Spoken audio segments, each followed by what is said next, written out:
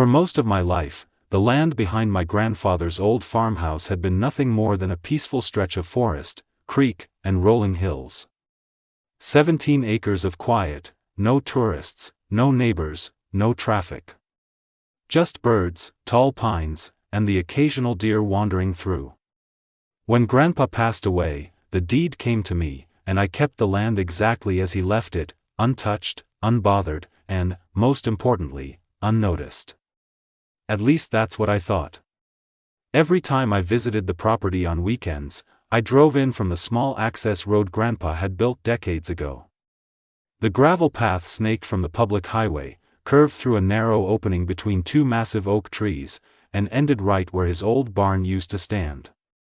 The road was private, tucked behind a row of overgrown bushes, and unless you knew where to look, you'd swear it didn't even exist. I had no idea this forgotten road was about to become the most valuable piece of real estate in the entire county. It started on a quiet Monday evening in early spring. I had just returned from work when my phone buzzed with a text from my neighbor, Tom. "Hey man, did you sell your back lot? There's construction trucks out there." That made no sense. I hadn't sold anything. The land was mine, and only mine. But Tom wasn't the type to joke about something like that, so I headed straight over. By the time I reached the edge of the property, my jaw nearly hit the ground. Huge bulldozers. Concrete mixers. Surveying equipment. Pickup trucks with bright orange Ridgepoint Development Group logos. They were everywhere. Men in hard hats walked around holding blueprints, staking flags into the soil, and talking loudly about foundations and Phase 1. My land. My forest. My quiet. Being demolished. I parked and walked toward them, waving my arms. "Excuse me. What the hell is going on here?" One of the supervisors, a tall man with reflective sunglasses and a neon vest, barely looked up. "Restricted area, sir. You can't be here." "The land is mine," I shot back. "You're the ones who shouldn't be here." He smirked and pulled out a clipboard. "No, this belongs to Ridgepoint HOA now. They bought it from the county 2 months ago. We're developing a 50-unit luxury cabin resort here." I felt my stomach drop. "What county sale? This is private land. It's been in my family for decades." "Not according to our paperwork," he said flatly. He walked away like I was nothing more than a confused trespasser. I stood there speechless. How could the county sell something it didn't own? I rushed home, grabbed the folder containing the original deed, survey map, and tax receipts, and drove straight to the county zoning office. The clerk typed my parcel number into her system. Her eyebrows immediately shot up. Oh. Oh wow. Sir? There's a conflict. It looks like someone filed a reclassification request on your parcel last year. They mislabeled it as abandoned county property." "Mislabeled?" I repeated. "My taxes are paid every single year." "I know," she whispered. This shouldn't have happened." After 20 minutes of digging, she finally explained it. Someone from Ridgepoint HOA had intentionally filed the reclassification request, claiming the land had no current owner and should revert to county control. A clerk, lazy or corrupt, I still didn't know, approved it. Then the county sold it for pennies to Ridgepoint Development Group, an HOA expansion company notorious for shady land grabs.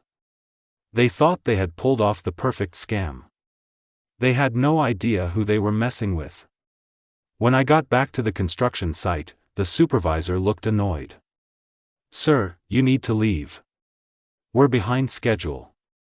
I held up the folder with the original deed and survey. "You're building on land that legally belongs to me.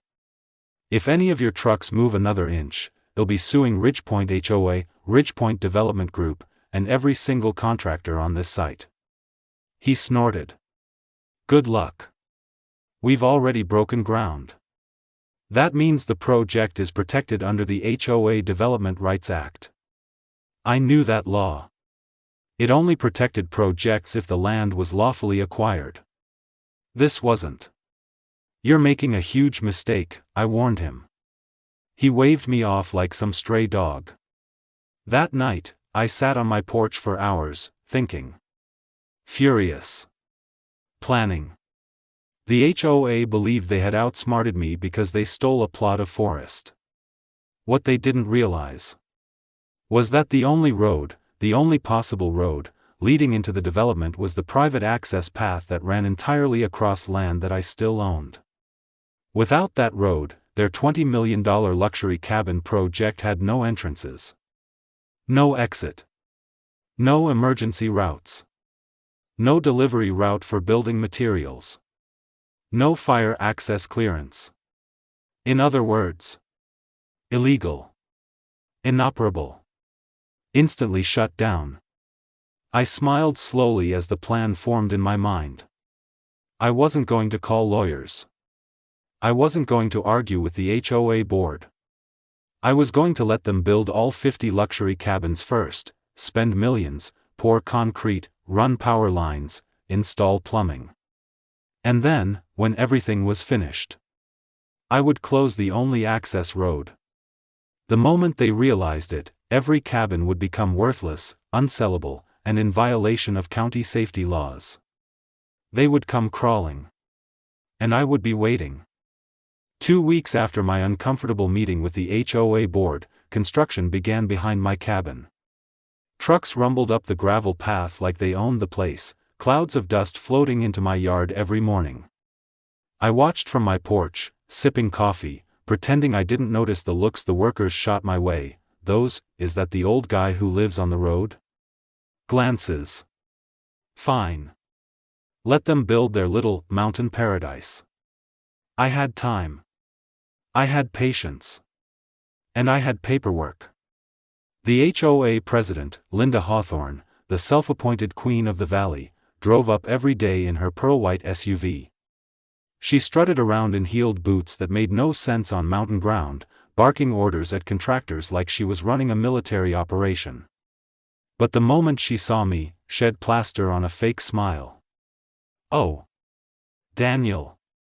Didn't see you there," she'd say, always loud enough for people around her to hear. "Just checking progress. You're going to love what we're doing with the area." I'd nod politely. "I'm sure I will." Inside, though, every word she said twisted like a knife. She had absolutely no clue that every cabin she built was turning into a ticking time bomb. The HOA's ambitious plan expands. By week 4, the HOA wasn't just building cabins, they were advertising them. Giant signs appeared at the entrances of nearby towns. Luxury mountain cabins, private HOA community, exclusive access. In small letters at the bottom. Gated community soon. That made me laugh out loud. A gate? On whose road? Mine.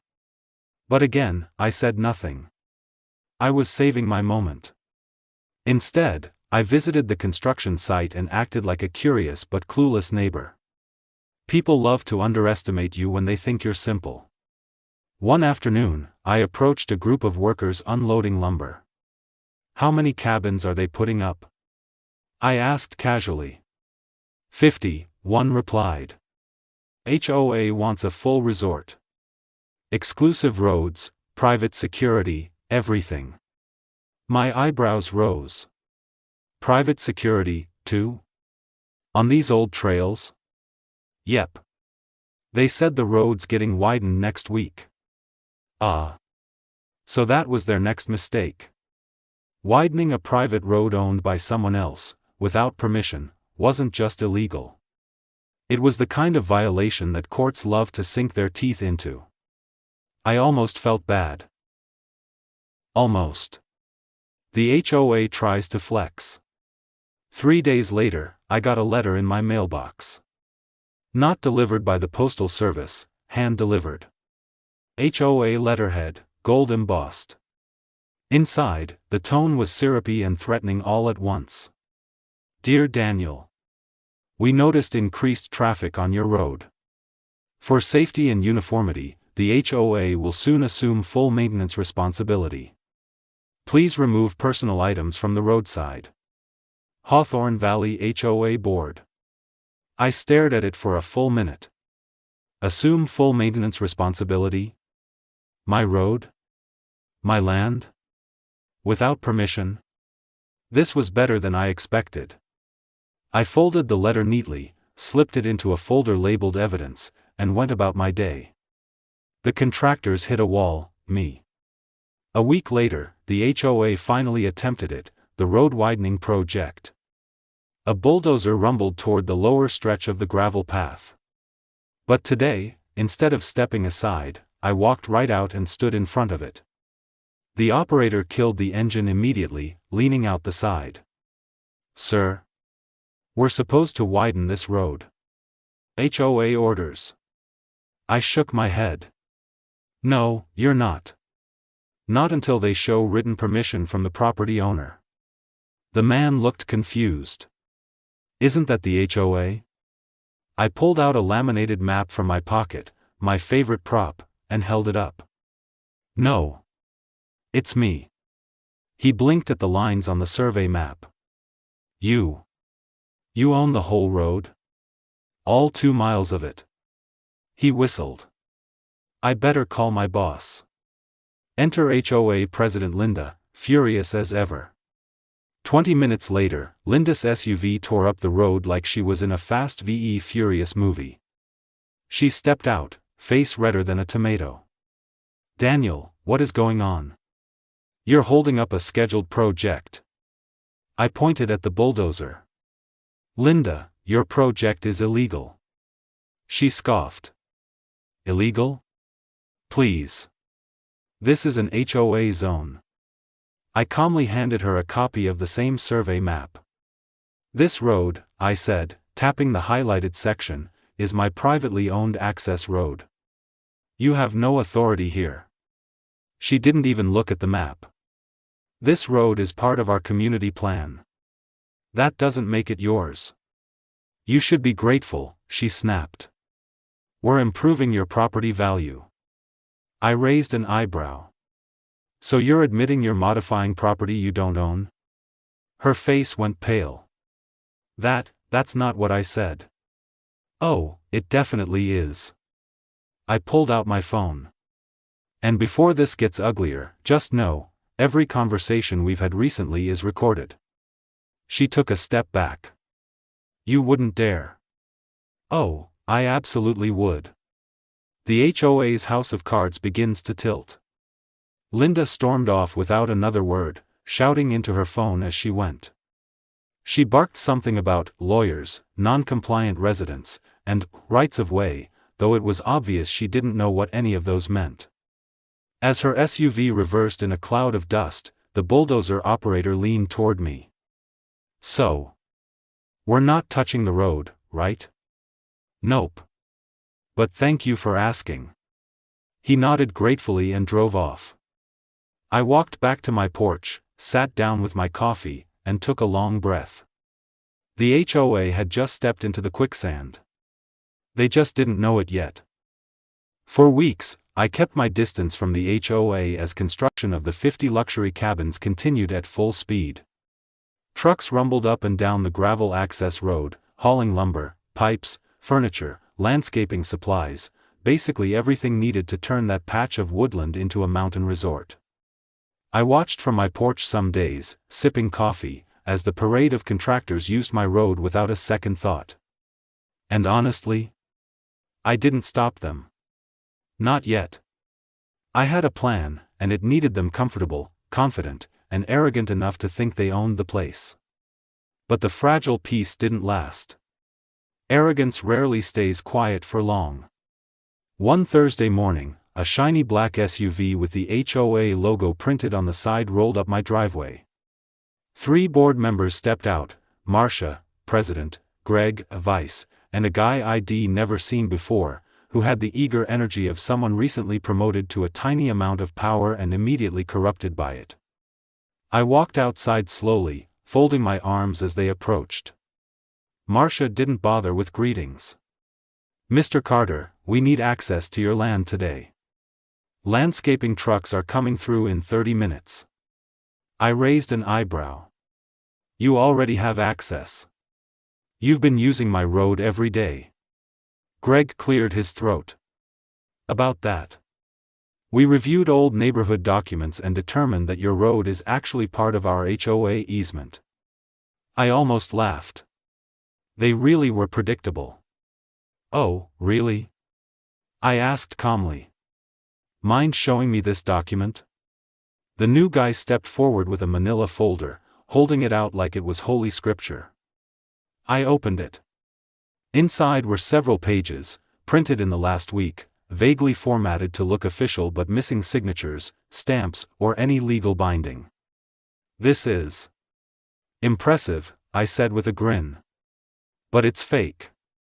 "It is not fake," Marcia snapped. "We're being generous by giving you time to adjust. Your land overlaps with our development zone, and the road is required for community use." "And what if I say no?" Her expression hardened. "Then the HOA will pursue legal recourse." I shrugged. "Go ahead." The three of them exchanged glances, clearly expecting me to panic or submit. When I didn't, Marcia tried again. "You don't understand. This resort development will increase property value for the entire region. Your cooperation isn't optional." "Funny," I replied. "Because my ownership of the road is." I walked back toward my house, waving a hand dismissively. "Leave my property." They stood there for a long moment, angry and confused. Then, finally, they retreated. I shut the door and smiled. The bait had been taken perfectly. The next week was chaos, contractors complaining the HOA hadn't paid them, HOA officers arguing with the developers, and several residents expressing confusion about why the HOA was building cabins at all. Apparently, they hadn't been told the project was supposed to be private member investment property. Money was involved. Big money. And pressure was building. Then came the moment everything tipped. I was walking down the access road when a landscaping crew's truck halted beside me. The supervisor rolled down the window. "Hey, man," he said. "The HOA said you gave us permission to widen the road today. Something about preparing for pavement work." I stared at him. "Widen the road?" "Yeah, they want to cut into the trees along the right side. That land was part of my wildlife restoration zone. Protected. Untouchable." I smiled coldly. "All right. Give me 10 minutes. Stay right here." I marched back to my shed, grabbed the bright orange metal case that held my survey documents, and returned to the road. The crew waited. I opened the case and placed a laminated map against the hood of their truck.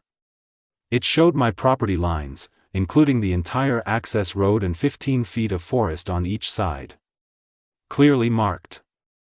Legally certified. "Erase the deal," I told the supervisor. "If you cut a single branch on my land, I'll file a lawsuit against your company for environmental damage, trespassing, and breach of contract." The man's eyes widened. "We didn't know. The HOA told us everything here belonged to them." "It doesn't," I said firmly. "And they know that." He rubbed the back of his neck. "We're leaving. Sorry for the trouble." Within minutes, the landscaping truck turned around and disappeared down the hill. And that's when it happened. The HOA officers, apparently watching from the new cabin site, stormed down the road toward me. Marcia's face was red with fury. "What did you do?" she shouted. "Prevented illegal land clearing," I replied simply. Greg jabbed a finger toward me.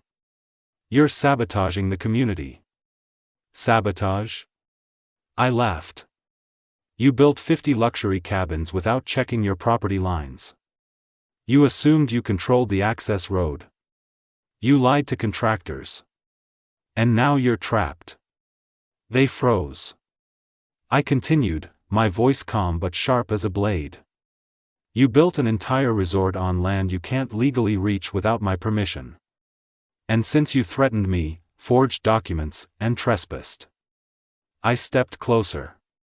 I'm revoking access. Immediately. Their mouths fell open. You can't do that. Marcia shrieked. I can, I said, and I already have. At that moment, 2 local deputies, called earlier by the landscaping crew, pulled up behind the HOA group. One officer stepped out. Everything all right here? I handed him my property records. Yes, officer. Just informing these folks that their development crossed a very big line. The deputy skimmed the paperwork. Then he looked at the HOA. He owns the road, he confirmed. You don't. The HOA stood speechless. The deputy nodded at me. If they keep trespassing, let us know. Then he left. Marcia turned back to me, her voice trembling with rage and disbelief. You're going to regret this. No, I said, turning toward my house. You are. Because tomorrow, in county court, they were going to learn the truth. The entire resort sat on land they didn't legally own. And the nightmare was only beginning. The morning of the grand, exclusive opening arrived like a parade wrapped in dollar signs. The HOA officers strutted around in matching navy polos, the kind that screamed "We own everything you see." Real estate agents lined up glossy brochures on tables. Investors arrived in polished SUVs, each one crunching gravel on my road, unaware they were driving on the very fuse that was about to be lit. I stood near the entrance, leaning casually against my truck, sipping coffee as if I were simply there to watch a show. And I was, just not the one they expected. From where I stood, I could see all 50 luxury cabins, shiny and beautiful, sitting like a row of expensive toys on the mountainside. They were everything the HOA had boasted about: heated decks, vaulted ceilings, panoramic windows, but they were also built illegally and on a foundation of arrogance. At 9 a.m. sharp, HOA President Marla stormed toward me with a clipboard and the self-importance of someone who had never heard the word "no." "What are you doing here?" she snapped. "This is a private event." "Oh, I know," I replied calmly. "Just enjoying the morning." She narrowed her eyes. "You can enjoy it somewhere else. Investors don't like unexpected locals." I raised an eyebrow. "Locals? Marla, I own the land next to this entire development." She scoffed. "Not for long. Our board is in negotiations to annex your land into the HOA zone. You'll receive paperwork soon." I nearly laughed. Good luck with that. But she was already marching away, barking orders, completely unaware of the legal avalanche about to hit. By 10 a.m., the investors had gathered near the entrance tent. Champagne flutes clinked. HOA members bragged about the exclusive access road, the private mountain retreat, and the controlled environment guaranteed by the association. I gave it 5 more minutes, just long enough for everyone to get comfortable, before walking to the front of the crowd. "Good morning," I said, stepping onto the small stage they'd set up. "I'm the owner of the access road you all used to get here." A few people chuckled, thinking I was part of the presentation. Marla's face drained of color. "Get off the stage. This is not your..." I held up a folder. "Actually, this is very much my stage, considering the only way to reach these cabins is by crossing my land." Now eyes were shifting. Investors were frowning. A few agents stiffened. I continued, "The HOA never purchased an easement. Never negotiated one. Never even asked. They assumed they could use my road because I wasn't doing anything with it. So, effective today." I turned and signaled. My crew, 3 local contractors and 2 friends drove up in their ATVs and began placing bright orange construction barriers across the access road. Then came the no trespassing signs. Then a portable gate. The crowd erupted. "What are you doing? You can't block this. This is illegal." Marla shrieked. "Actually," I said calmly, "it's perfectly legal. I'm protecting my private property from unauthorized commercial use." One of the investors stepped forward, visibly irritated. "Is this some kind of joke? We were promised clear legal access to the site." I nodded. "And you were lied to." Marla lunged toward me. "You can't do this. You're ruining our opening." "No," I replied, "you ruined your opening when you ignored the law." The investors quickly turned on her. "You said the access road belonged to the HOA. You said land negotiations were complete. You said everything was legal." Marla stuttered, "We were in the process." "No," I cut in, "you weren't. The county already denied your request. And in case anyone wants confirmation." I handed the investors copies of the official statement from the county land office. A silence colder than mountain air settled over the crowd. One investor groaned, "We're pulling out. All of us. We're done." Another muttered, "This development is dead." Within minutes, agents packed up their brochures. Investors stormed off. Cameramen stuffed their equipment back into cases. The entire, exclusive grand opening collapsed like a folding chair. Marla stood frozen, staring at the emptying parking area like the ruins of a dream she thought she owned. You destroyed everything," she whispered. "No," I said. "I just told the truth." An hour later, after everyone left, the sheriff arrived, called by the HOA, naturally. But this sheriff knew me and knew the law. He walked the property, inspected the documents, studied the boundaries, and finally shook his head. "Ma'am," he told Marla, "this road belongs entirely to him. You don't have an easement, and you can't force access. You'll need to clear your people out until the courts decide what happens to these cabins." Marla's jaw dropped. "Courts? This could take months." "Years," the sheriff corrected politely. She looked at me with pure venom. "You'll pay for this." I shrugged. "I tried to warn you. You didn't listen." The HOA officers slunk away, defeated. By sunset, the mountain was quiet again. 50 luxury cabins sat empty, expensive monuments to arrogance. I leaned against my truck, taking in the scenery. The forest, the golden light, the peaceful road that was mine again.